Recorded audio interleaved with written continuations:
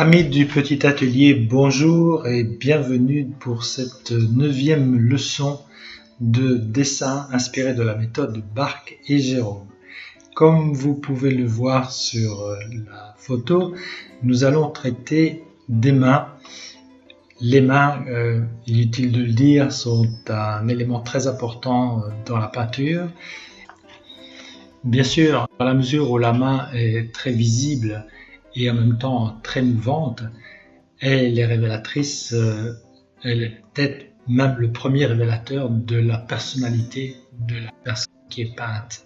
Sa façon de bouger, sa dynamique, sa grâce, le dessin même du fuselé des doigtés, etc. Si la main était particulièrement prisée par les auteurs classiques et modernes, elle n'en l'est pas moins par les peintres contemporains, si l'on en croit cette magnifique peinture où le peintre a représenté à l'avant-plan la main du personnage principal. Alors, la main qui va nous servir de modèle, enfin en tout cas la planche de la main qui va nous servir de modèle, nous vient évidemment de Bargue. C'est la toute première planche consacrée aux mains.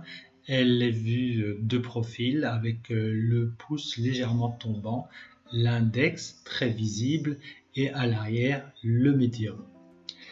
Nous allons procéder comme Bargue. Nous allons faire un premier dessin en haut de façon tout à fait géométrique où on ne prendra pas en compte les modelés, le volume et les ombres. On va traiter, comme dans les dessins précédemment, par segments.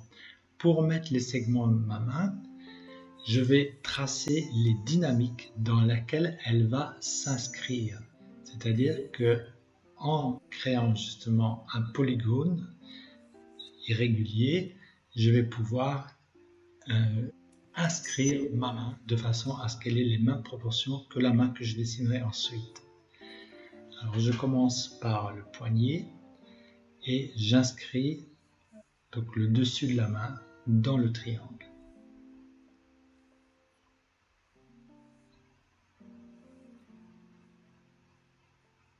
Vous voyez que je limite parfaitement ma main au triangle, enfin au polygone irrégulier.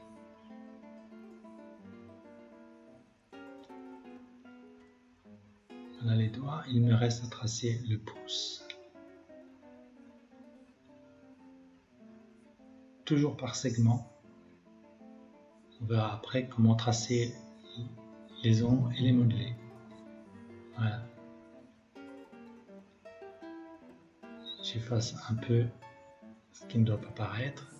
Comme ça, on a une vision plus précise de comment procéder dans le dessin du dessous. Mettons-nous au dessin du dessous. Je retrace à la règle le petit socle sur lequel la main repose, de façon à avoir un repère, puisque je ne retracerai plus le polygone.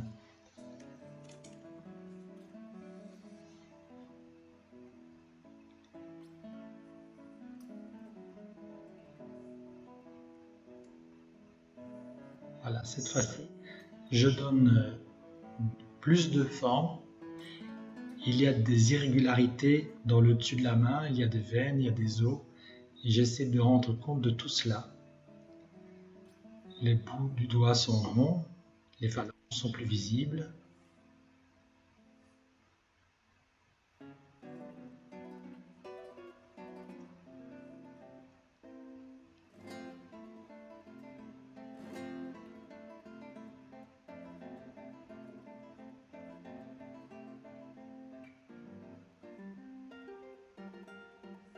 Je signale que je ne reste pas parfaitement fidèle à la planche de Bargue. Ce n'est pas que je crée une interprétation, mais je considère qu'une planche doit être une base d'inspiration et je ne fais pas ce qui s'appellerait du copiage.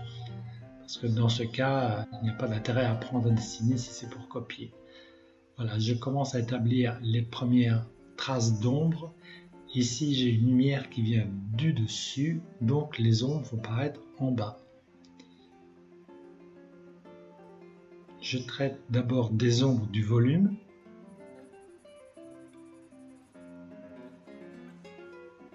Que je assure avec un crayon à 6B.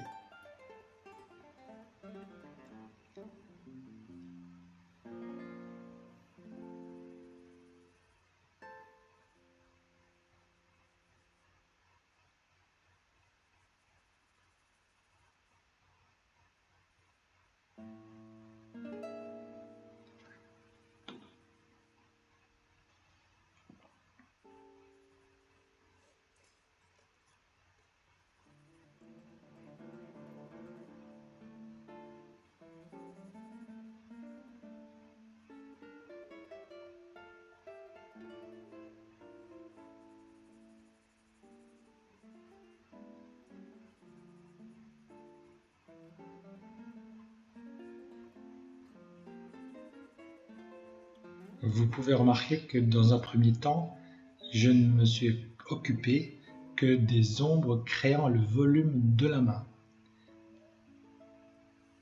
C'est l'ongle dans les détails.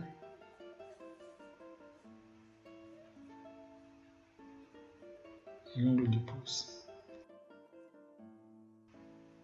Voilà, je redessine un peu plus le doigt.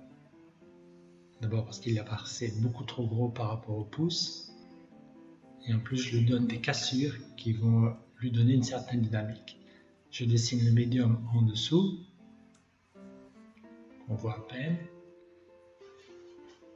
Et maintenant, vous allez voir que je vais m'occuper non plus des ombres du volume, mais des ombres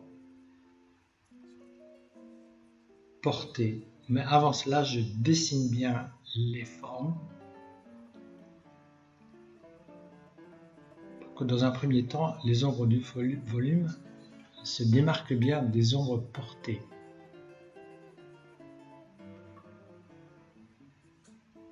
Vous voyez que mon triangle m'a permis d'avoir un dessin très précis avec des bonnes proportions. Des proportions personnelles, mais justes.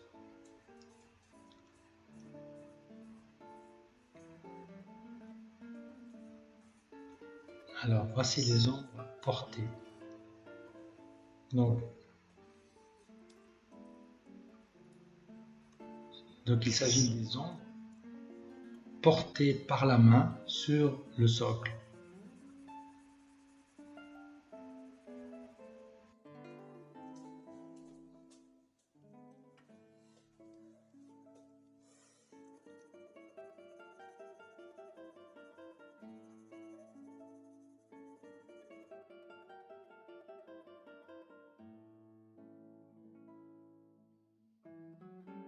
Vous voyez que pour bien démarquer les ombres portées des ombres du volume, j'ai bien marqué la ligne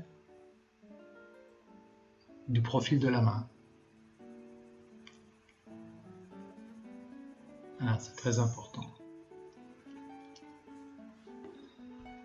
Voilà la main qui est terminée.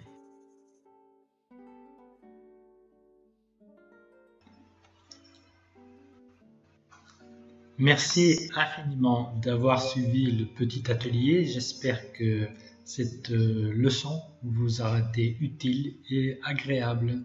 À très bientôt. Merci. Au revoir.